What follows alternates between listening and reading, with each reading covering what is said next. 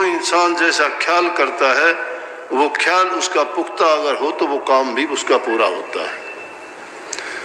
अपने जीवन की घटनाओं को भी उन्होंने छिपाया नहीं, प्रकट करके इसलिए बताया और कहा कि सत्संगियों, मैं अपना ही जीवन आपके सामने इसलिए रख रहा हूँ कि ताकि आपको ये पता लगे कि इंसान जो करता है वैसा उसको फल मिलता है।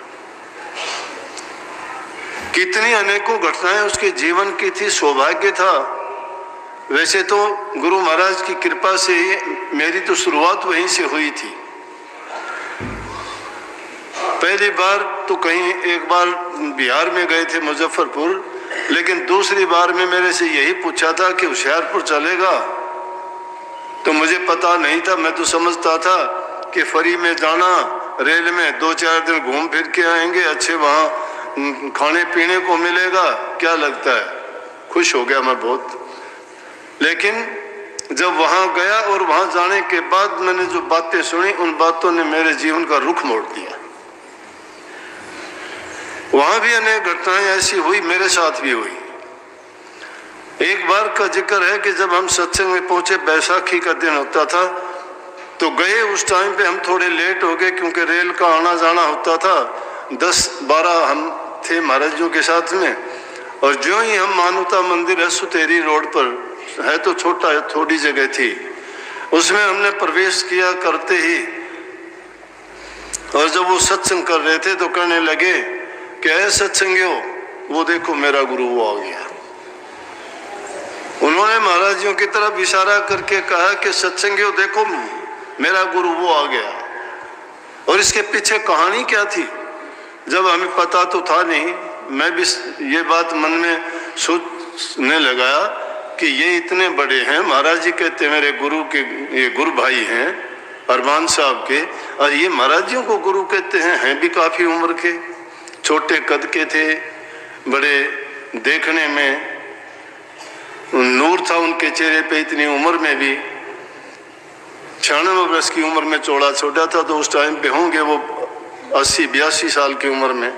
बड़ा तेज था, आंखों में बड़ी रोशनी थी कि देखते ही इंसान के अंदर उतर जाती थी, लगता था जैसे कैमरा तुम्हारे अंदर से झांक रहा है। तो ये बात जब कही, मैं हैरान था ये बात सुन के कि महाराज जियों को गुरु कैसे कहा। लेकिन ये बात तो मैंने बाद में उनको बारे में सोचा कि क्यों कहा, लेकिन साथ ही साथ उन्होंने वर्णन कर दिया कि मेरे को मेरे गुरु ने कहा था कि फकीर चंद तेरा गुरु तुझे सत्संगियों के रूप में मिलेगा, सत्संगियों के रूप में गुरु मिलेगा। गुरु कौन है? गुरु जो ज्ञान दे दे, गुरु जो अज्ञान से पर्दा उठा दे, गुरु जो भरम और भय से मुक्त करा दे, निकाल दे, वो गुरु है। बोले आप सत्संगी आते हैं, आके कहते हैं कि जी आपने मेरे परीक्षा में पेपर हल कर दिए, मेरी बीमारी ठीक कर दी, मुझे सौपन में आके दर्शन दिए, मुझे आपने सौपन में कहा कि जा तेरी पत्नी को पुत्र होगा।